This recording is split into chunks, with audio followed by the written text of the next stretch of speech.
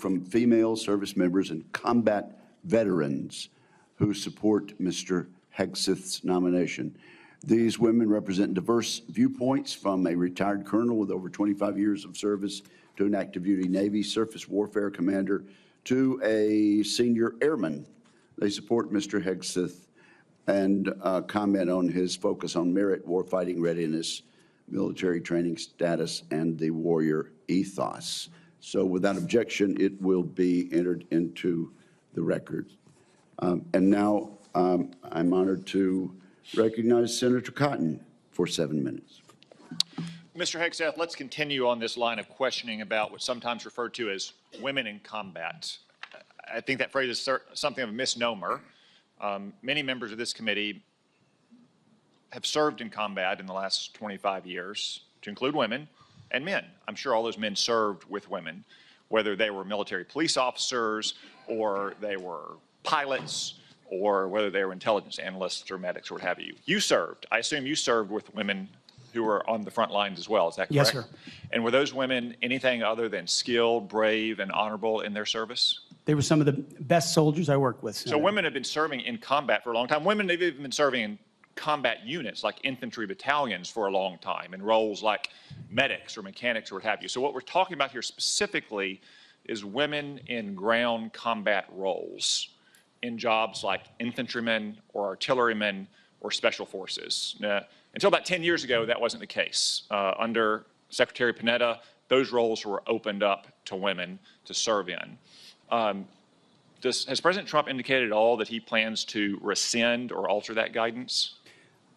You're correct to point out, Senator, that these are the decisions that the Commander-in-Chief will have the prerogative to make. He has not indicated to me that he has plans to change whether or not women would have access to these roles. However, I would point out, ensuring that standards are equal and high is of importance to him and great importance to me. Because in those ground combat roles, what is true is that the weight of the ruck on your back doesn't change. The weight of the 155 round that you have to carry doesn't change. The weight of the 240 Bravo machine gun you might have to carry doesn't change.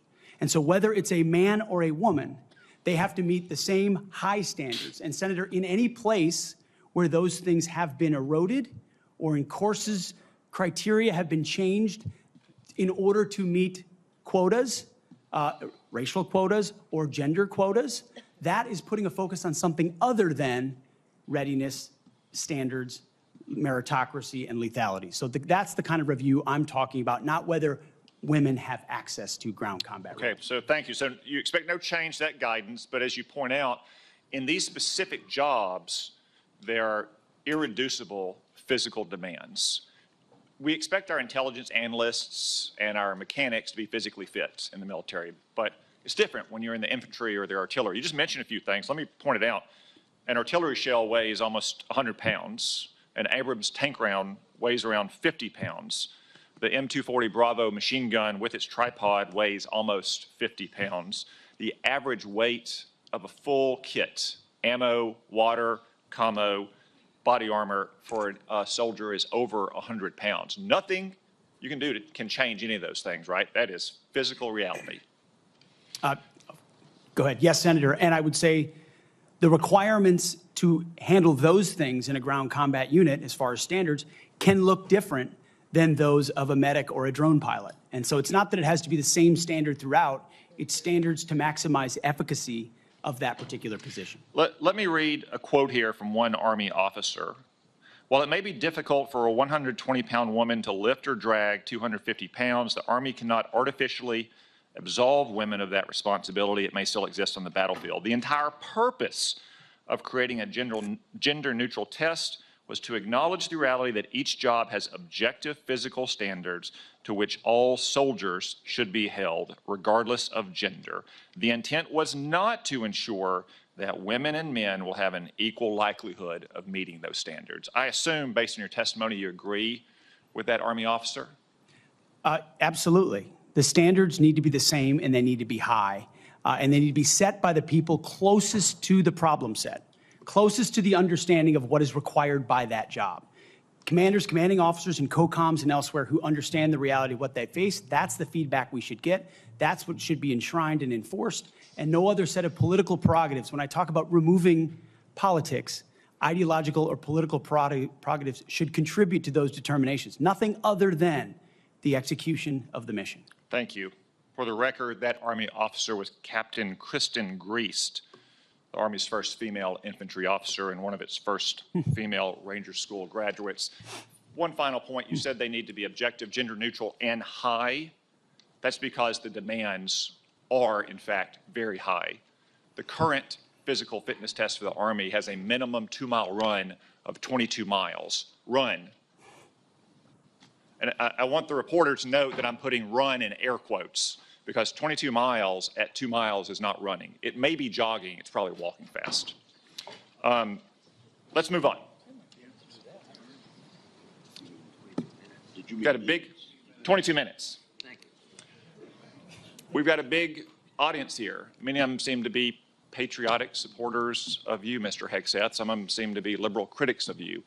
I would note that it's only the liberal critics that have disrupted this hearing. As was my custom during the Biden administration, I want to give you a chance to respond to what they said about you. I think the first one accused you of being a Christian Zionist. I'm not really sure why that is a bad thing. I'm a Christian. I'm a Zionist. Zionism is that the Jewish people deserve a homeland in the ancient Holy Land where they've lived since the dawn of history. Do you consider yourself a Christian Zionist? Senator, I'm a Christian, and I robustly support the state of Israel and its existential defense, and the way America comes alongside them is a great ally. Thank you. Because another protester, and I think this one was a member of Code Pink, which, by the way, is a Chinese Communist front group these days, said that you support Israel's war in Gaza.